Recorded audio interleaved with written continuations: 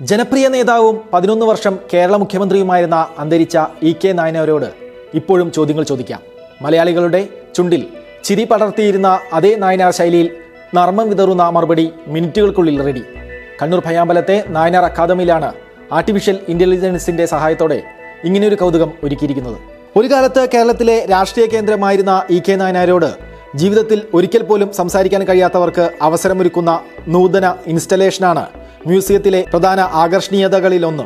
Artificial intelligence ഉപയോഗിച്ചുള്ള hollow lens പ്രൊജക്ഷനിലൂടെ നായനാരുമായി തെരഞ്ഞെടുത്ത ചോദ്യങ്ങൾ വഴി നേരിട്ട് സംവദിക്കാവുന്ന രൂപത്തിലാണ് ഈ സംവിധാനം ഒരുക്കിയിട്ടുള്ളത്. ആദ്യത്തെ ഇലക്ഷൻ സഖാവ് ജയിച്ചത് എവിടെ നിന്ന്? 1967 പാലക്കാട്ട് നിന്നും പാർലമെന്റിലേക്ക് ഇന്ത്യൻ നാഷണൽ കോൺഗ്രസിലെ CS ദേവനെ 67,000-ൽ പരം വോട്ടുകൾക്ക് പരാജയപ്പെടുത്തിയായിരുന്നു വിജയം. മരണത്തിനപ്പുറം വീണ്ടും മലയാളികൾക്ക് മുൻപിൽ നായനാർ ജീവിക്കുന്ന സാന്നിധ്യമായി മാറുന്ന അപൂർവ അനുഭവമാണ് ഈ പ്രൊജക്ഷനിലൂടെ ഒരുക്കിയിട്ടുള്ളത്. ഇ.കെ. നായനാരുടെ രാഷ്ട്രീയ ജീവിതത്തിന്റെ വിശദാംശങ്ങൾ പ്രതിപാദിക്കുന്ന ബാല്യം മുതൽ അന്ത്യയാത്ര വരെയുള്ള അപൂർവ ദൃശ്യങ്ങളുള്ള ഡോക്യുമെന്ററി ഡിജിറ്റൽ വാളിൽ പ്രദർശിപ്പിക്കുന്നുണ്ട്. നായനാരെ പത്നി ശാരദ ടീച്ചർ, മുഖ്യമന്ത്രി പിണറായി വിജയൻ, കോടിയേരി ബാലകൃഷ്ണൻ തുടങ്ങിയവർ അനുസ്മരിക്കുന്നുമുണ്ട്.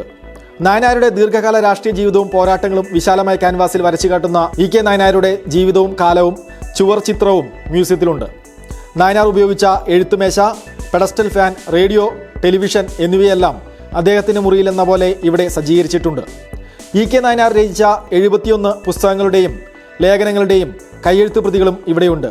നായനാരുടെ ഏറ്റവും വലിയ ഹോബിയായ പേന ശേഖരണത്തിലൂടെ സ്വന്തമാക്കിയ വ്യത്യസ്തവും അമൂല്യമായ പേനകൾ, കണ്ണടകൾ, പോക്കറ്റ് ഡയറികൾ, അദ്ദേഹത്തിൻ്റെ കക്ഷത്ത് സ്ഥിരമായുണ്ടായിരുന്ന ബാഗുകൾ എന്നിവയും മ്യൂസിയത്തിലുണ്ട്. വിദേശങ്ങളിലേക്കും ഡൽഹിയിലേക്കും സഞ്ചരിക്കുമ്പോൾ നായനാർ അണിഞ്ഞിരുന്ന ഓവർകോട്ടുകൾ, ചെരുപ്പുകളും ഷൂവും വാച്ചുകളും ട്രോളി ബാഗും വലിക്കാൻ ഉപയോഗിച്ച ദിനേശ് ബീഡികളും ചില്ല് ഗ്ലാസിൻ കൂട്ടിൽ ക്രമാനുഗതമായി സൂക്ഷിച്ചിട്ടുണ്ട്.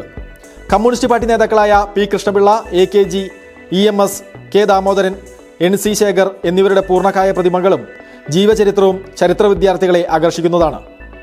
പയ്യാമ്പലത്ത് ഇ.കെ. നായനാരുടെ സ്മൃതി മണ്ഡപത്തിൽ നിന്നും അരമണിക്കൂർ ഭർണശ്ശേരിയിലേക്ക് നടന്നാൽ നായനാർ അക്കാദമിയിലെത്താം.